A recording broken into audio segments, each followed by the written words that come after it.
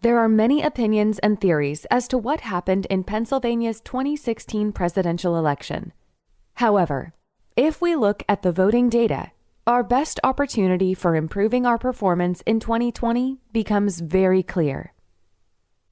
By going to the Voting and Election Statistics website at the Pennsylvania Department of State, we can download the 2016 voting and registration data for each county to calculate the percent of Democrats voting for Hillary Clinton in that county, as well as the percent of Republicans voting for Donald Trump.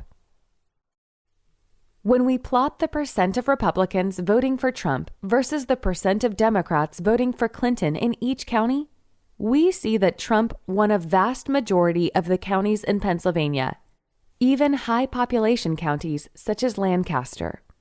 However, closer consideration of the data shows 89% of Democrats turned out for Clinton, and only 84% of Republicans turned out for Trump in Lancaster County.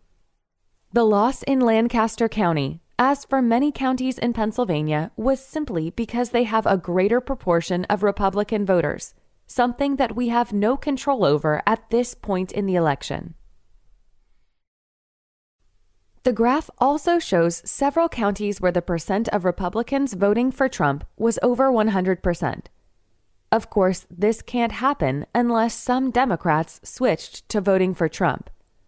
Whereas this is a concern, due to the lower number of voters in these counties, it is not our greatest opportunity to improve our performance in the 2020 election.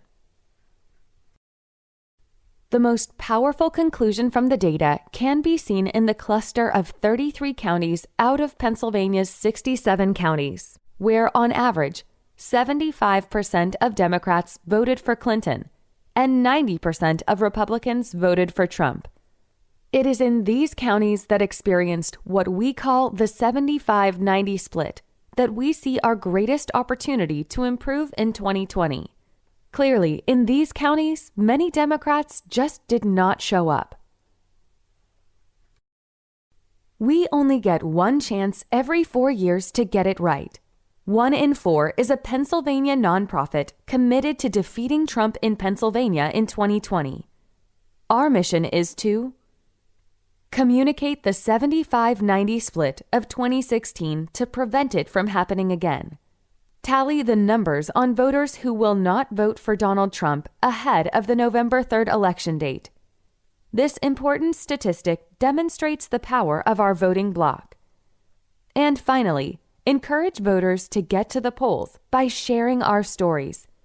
We believe others will find inspiration in seeing and hearing those with the same concerns as themselves. We can only reach our goal together. Join us at www.one-in-4.org.